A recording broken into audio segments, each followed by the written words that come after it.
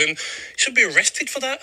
Casemiro. Manchester United win 2-1 versus Crystal Palace yesterday. Newcastle drop points, Arsenal lose, Liverpool lose, Chelsea drop points, and one or Spurs or Man City will drop points. So it's been the perfect weekend for Manchester United, apart from that Casemiro red. And Gabby, or should I say Gabby Agbonlahor, has been mouthing off about Casemiro, who should go to prison, about his red card.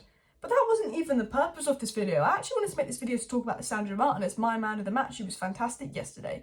And in my 5 things we learned that I will get into, I'm going to talk about that. But Souness and Carragher, the amount of stick they're giving Lisandro Martinez. Even in October, Souness and Martinez were slagging Lisandro Martinez off. Even in November, they were slagging him off. Finally slagged him off in August. He had the time to apologise. They're still slagging him off. So in today's video, we're going to react to what Gabby Agbonlahor's been saying on Talksport about Casemiro. He's basically crying over Casemiro, saying he should be arrested and everything. Pipe down. And we're also going to react to what Souness and Carragher saying on Martinez, because they're just scared of him. And then we'll get into 5 things we learned from the game. So smash a like, smash a subscribe, and let's get into it. But before we get into it, I'm going to insert my clip I put on TikTok of me reacting to the Gabby Agbonlahor stuff. So Casemiro, the way he was strangling Will Hughes, and he should be arrested for that. Casemiro strangling an opponent. oh my god. Gabby's such a little wet wipe. He should be arrested. If you actually look at it from another angle, he just like kind of touches his neck. He doesn't even like strangle him. This guy, I swear, just says any old crap to stay relevant. Because there's footballers that should be arrested, and it ain't Casemiro. Game's gone soft. Like, seriously, he should be arrested for that. Are we not going to talk about the fact that Ayew should have also been sent off for strangling Fred? Like, I think what Casemiro did, to an extent, is a red card. I understand why it's given as a red card. You shouldn't be doing that. It was silly of him. But when you actually look at it, because the VR showed us it in slow-mo and it looked bad, but when you actually look at it from the other angles that have come out, 1, it's not even that bad. But 2, it's like, okay, so basically everyone was in a fight, everyone was doing this, but you're only sending off Casemiro. If you actually look at the clip of Ayew doing it to Fred, it was 10 times worse. But Gabby Agbonlahor has this big Man United agenda, and he's like, he's literally just got this Man United agenda, and it's so silly that he's only going to slag off Man United. Like, if it was the other way around and it wasn't a Man United player, it was Ayew doing it to Fred, and they only showed the Ayew and Fred, and Ayew got sent off, he wouldn't be saying that about Ayew. He's saying that because it's Casemiro, it's a good Man United player, he's jealous, he's annoyed, he should be getting arrested for that. That's awful, you can't do that. The game has gone soft. Like, seriously, it's not that freaking deep. You know what, I respect Casemiro for it. I respect him for it. Because you know what, like, he's just protecting Fred. He's just, well, not Fred, Anthony, his Brazilian brother's been fouled, pushed into a bollard, and he's pissed off. Because you know what, 2 Palace players could have been sent off. In my opinion, none of them should have been sent off. The game's gone soft. It was a bit of an overreaction, but when I actually look at it from different angles, don't send any of them off. But don't act like, oh, you know, Casemiro's all this. You've done the same. It's ridiculous. Now, I want to talk about Lisandro Martinez, because I'm going to get into the 5 things we learned from the match. But man of the match, Lisandro Martinez, was fantastic yet again for Manchester United. An absolute beast. And do you know what annoys me? Is Jamie Carragher said after 2 games, Martinez won't work in the Premier League. I'm convinced he can't, with a K, pretty much pronounced it, work in the Premier League. He's too small, maybe as a left back, maybe as a DM, but as a centre back, maybe in a back 5, he won't work, he said. I'm not even going to try and do the accent. And then he was then asked again about Lisandro Martinez a couple months later, and he said it's too early to judge. So instead of admitting you're wrong about Lisandro Martinez, it's too early to judge. And then he's sitting on Twitter today crying about the Liverpool centre back. So I thought I'd reply to Carragher and go, oh, Lisandro Martinez would be your best centre back. Don't think he's happy with that if you've seen my reply. He cries about Lisandro, too small, won't work. Then asked about Lisandro Martinez a couple months later when he's been fantastic for United. It's too early to judge. Just admit you're wrong. But you know what? That's not even the worst one. I mean, this was his exact quote. I'm convinced that this can't work in a back 4. Lisandro Martinez can't play there in the Premier League. Lisandro Martinez can't work. He can't play in the Premier League. Him and Varane, monsters. 2 of our best players. He's an absolute mentality monster. And I will get into that in the 5 things we learned. But do you know what I thought was even worse? Was the comment that Souness made about Lisandro Martinez. And this wasn't even that long ago. This was like during the World Cup. He said, Martinez has brought aggression to United. But I still think Martinez isn't terribly quick or isn't terribly good on the ball. I can't tell you a centre-back in England that's been super successful being that size. So I'm unsure about Martinez and his height.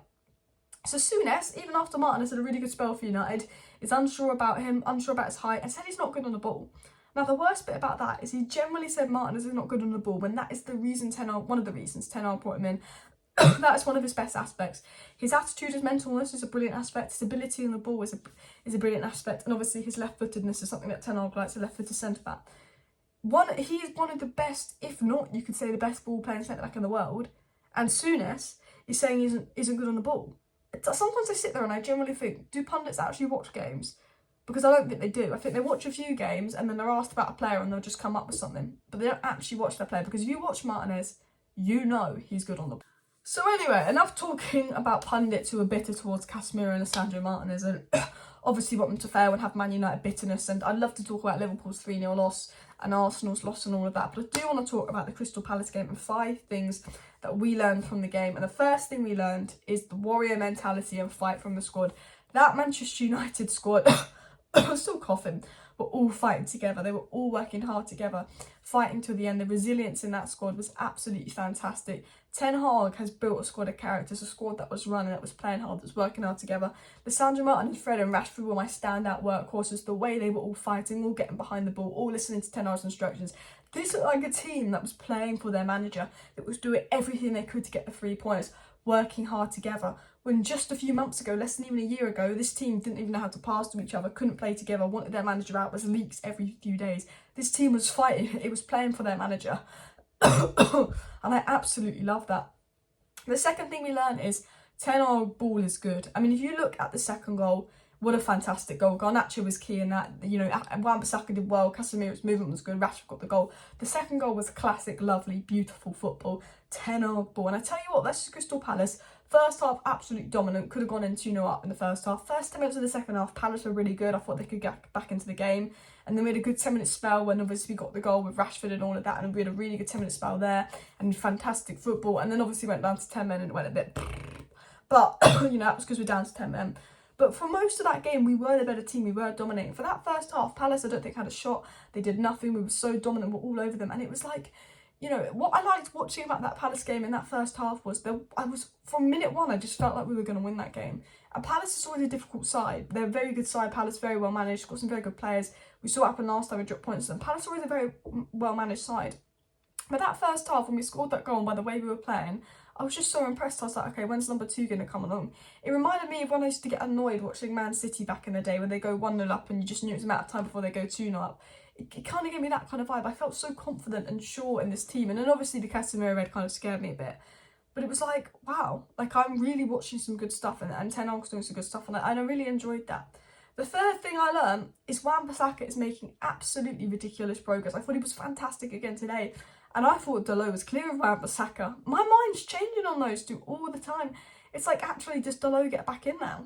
Because Dalot's been fantastic this season. Dalot's been unreal this season, but so is Wan-Bissaka. Wan-Bissaka, who played 4 minutes of football before the World Cup, we were trying to sell in January, had to play because of Dalot's injury, and then has played and been fantastic. And I'm thinking, if Ten Hag can make Wan-Bissaka look like a professional footballer again, then I'm sure Jadon Sancho is going to get back to his Dortmund form.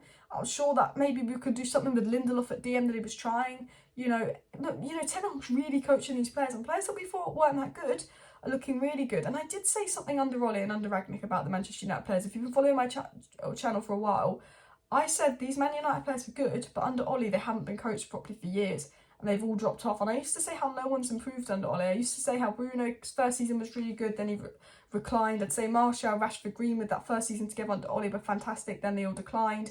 I used to talk about Luke Shaw, then he kind of declined. I kind of said like every kind of player declined under Ollie, and our 3 best players were like Varane and Ronaldo and kind of newish players, you know, in that final season because they hadn't been here long enough to just fall into the crap. And it felt like the lack of proper coaching for years under Ollie that we declined, and maybe Wan-Bissaka was part of it. Maybe Wan-Bissaka was a good player that wasn't coached properly. Because I always said with Rashford, I don't think he's being coached properly under Ollie. They're good players. I always said with Bruno, he's a good player, he's not being coached properly under Ollie. And we will get into Bruno in a second. I actually feel like this United side has been coached. You know, actually brought in Benny McCarthy, all these good coaches. The fourth thing I want to talk about, as I thought Sabitzer looked really good. I think him and Fred look comfortable in the pivot together. I think with McTominay injured, Sabitzer Fred pivot will be what it is without Casemiro. It's got, you know, Leeds. I think with the Casemiro injury, suspension, it's probably, if he was going to get a 3-match ban, this would probably be the best time. And the reason I say this would probably be the best time is because Leeds, Leicester. Leeds are a team that McFred are always good against and can always beat. It's a McFred kind of game. Sabitzer and Fred's lungs could do well for the Leeds game. Leicester, they just got a good win over Villa. They do normally cause us problems, Leicester. I'd be a bit worried about that, but I think we beat them without Leicester. I think McTominay played when we beat Leicester early in the season, and they're not that good, Leicester. So I think this is the, if we're going to look positive, it's probably the best time for Casemiro to be injured. But I have to say, I thought Sabitzer and Fred looked good together in the pivot. The fifth thing is, I feel like we are starting second halves not as good as we start in first halves. Arsenal, the other Palace game, and even the first 10 minutes of this second half, we massively dropped off. I think that's something we need to keep an eye on. I thought when Garnacho came on and we made that sub, we got a lot better in the second half. And then obviously Casemiro went and did his thing. But the sixth thing I want to talk about, and I know it's 5 things to learn, but I wanted to talk about 6 things. I just tweeted it if you follow me on Twitter, was just the improvement in Bruno Fernandes. I think he's incredibly underrated.